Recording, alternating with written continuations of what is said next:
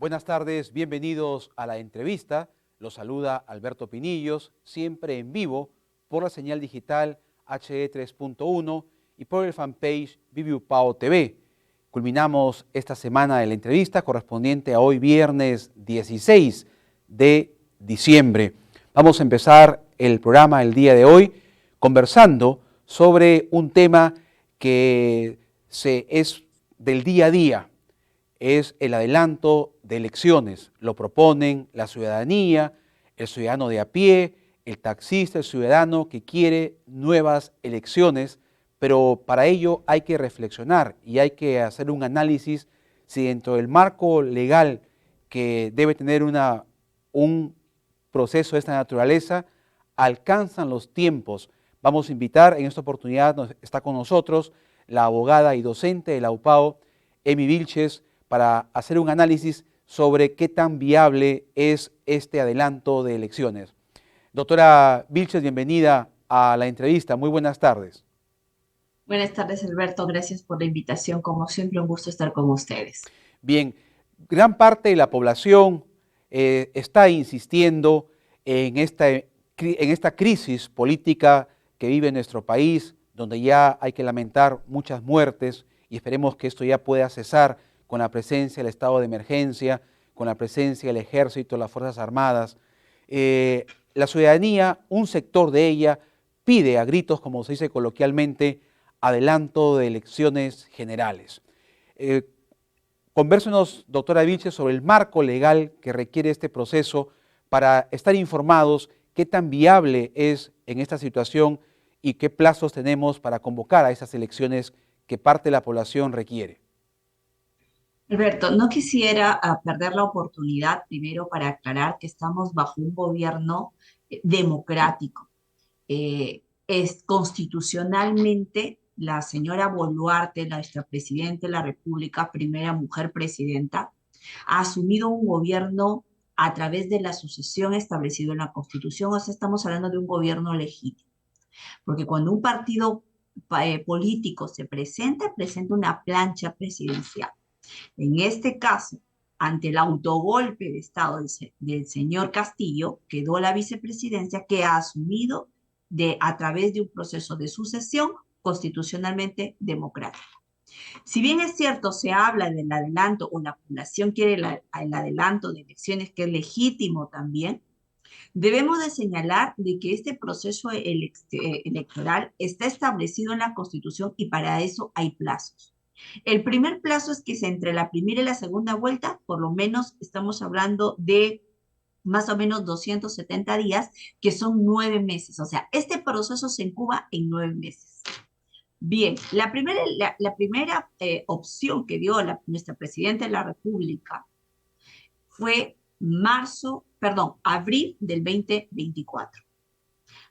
Ahora, hace unos días, escuché que en una segunda entrevista señala que diciembre del 2023.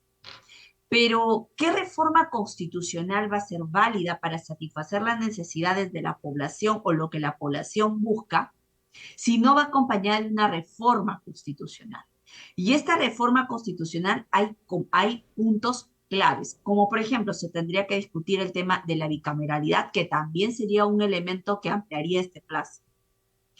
Si hablamos de 270 días entre la primera y la segunda vuelta, hablamos también de que la legislatura se amplía. El Congreso de la República hace unos minutos, la mesa directiva está proponiendo la ampliación de la primera mes de la legislatura hasta enero del 2023. Según la legislatura, 2024 a partir de febrero. Para esta reforma y aprobación de los cambios, de los plazos, para que puedas ser o podamos convocar a nuevas elecciones generales, tienen que ser aprobados por el Congreso de la República. Si estamos hablando más o menos de 9 meses, llegaríamos casi calzando a diciembre del 2023. Diciembre del 2023 sin el acompañamiento de las reformas constitucionales.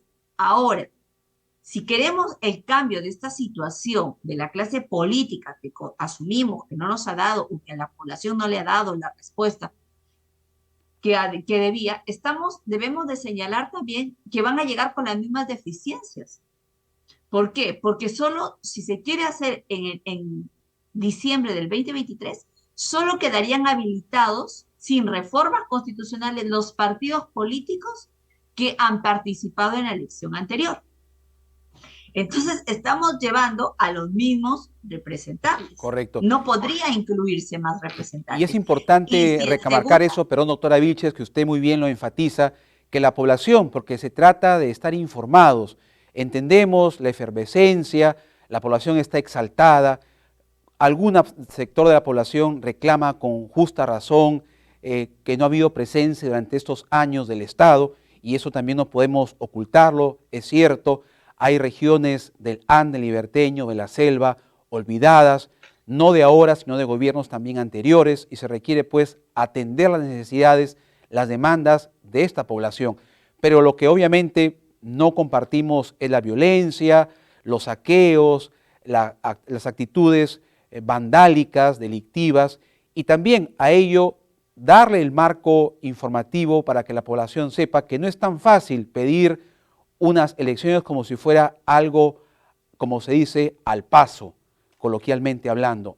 Esto tiene que enmarcarse en todo un proceso legal, jurídico, como lo usted ha dicho, si es que queremos algo mejor, y creo que todos aspiramos a una nueva clase política, porque lo contrario, estaríamos nuevamente cayendo en el círculo vicioso de elegir a los menos malos, y eso ya el Perú no quiere elegir entre los candidatos al mal peor, y o al mira, mal menor, como se dice.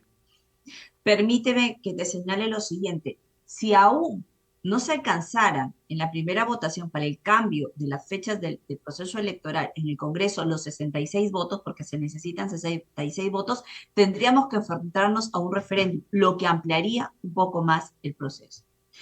Refiriendo a lo que tú estás señalando, efectivamente, podemos no estar de acuerdo. Efectivamente, el pueblo nos sentimos a veces no escuchados y lejos, alejados de nuestras autoridades.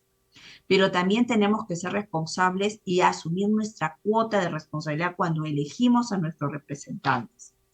Además de ello, si es que luchamos por salir adelante y desarrollar las amas de casa, los que normalmente tenemos que ir a hacer compras, que somos todos los ciudadanos, porque ya no podemos hablar de que nuestro país está dividido. Todos tenemos la necesidad de cambio y todos trabajamos para salir adelante. Bajo este contexto, hoy por hoy, a través de las diferentes intervenciones que han habido en estos días, los diferentes sucesos, no de la población activa, yo lo atribuyo a personas que son delincuenciales infiltrados en estas movilizaciones, porque el poblador que quiere una mejoría no va a dañar la propiedad pública ni la propiedad privada. No van a entrar a las tiendas de celulares a robar, no van a entrar a tratar de saquear negocios, porque esas personas dueñas de los negocios son personas igual que nosotros, que tienen trabajos distintos. Entonces, hoy por hoy, el problema de trabajo ha aumentado justamente por eso. Tenemos empresas cerradas, y no es porque defendamos a la propiedad o al empresariado, pero si no hay empresas o empresas saqueadas o cerradas, significa menos puestos de trabajo y problemas para nosotros los trabajadores. Entonces tenemos que tomarlo con cabeza fría, sin dejar engañar, informar bien, y esto es lo que aplaudo de estos tipos de espacio cuando se tratan esos temas de una manera técnica. ¿Es viable adelantarlo para mañana pasado? No, nadie lo va a conseguir. Si tú sales a las calles y protestas y dañas propiedad pública, dañas propiedad privada, lo único que estás ayudando o coadyuvando es a mayor retraso. No es la manera.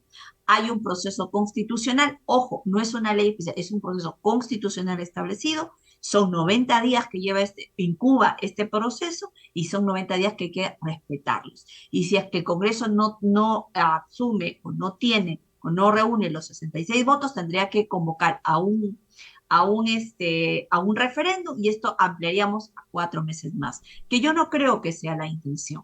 Pero ahora es necesario aclarar que el Congreso debe de aprobar este cambio adelanto de elecciones, pero ojo, es importantísimo con las reformas constitucionales que necesitamos. Hay un buen punto para la bicameralidad porque ya no necesitamos personas que aprueben leyes como la ley pues de las gallinas ponedoras o cosas. Necesitamos personas más centradas que hagan un filtro. Es importante la bicameralidad y sobre todo el fortalecimiento democrático. Y hoy quiero recalcar la importancia de revalorar a nuestras Fuerzas Armadas, porque los policías también son parte del pueblo. Y las Fuerzas Armadas han tenido un comportamiento, y lo va a marcar a través de la historia, impecable en este proceso. Correcto, muy bien, doctora Vilches. Ya para finalizar, y aquí viene entonces la pregunta del millón, como se dice, ¿cuál sería, desde este análisis legal, jurídico, constitucional, el plazo donde llegaríamos en buenas condiciones para unas próximas elecciones generales? Pienso que abril del 2024. Abril del año 2024 sería lo más porque idóneo. En diciembre. Yo pienso que lo más idóneo para que haya un análisis coherente de las reformas que y todas las reformas que realmente necesitamos para no volver a vivir esta situación ante un presidente con 55 investigaciones y toda esta coyuntura que se. Correcto, muy amable doctora Emi Vilches, abogada, Gracias. docente en la Universidad Privada de Dorrego, estuvo conversando con nosotros en la entrevista sobre este proceso de adelanto de elecciones que parte de la población está solicitando. Muy amable, doctora Vilches, muchas gracias. Hasta luego. Cuídense. Vamos a ir a una pausa y continuamos con más en la entrevista.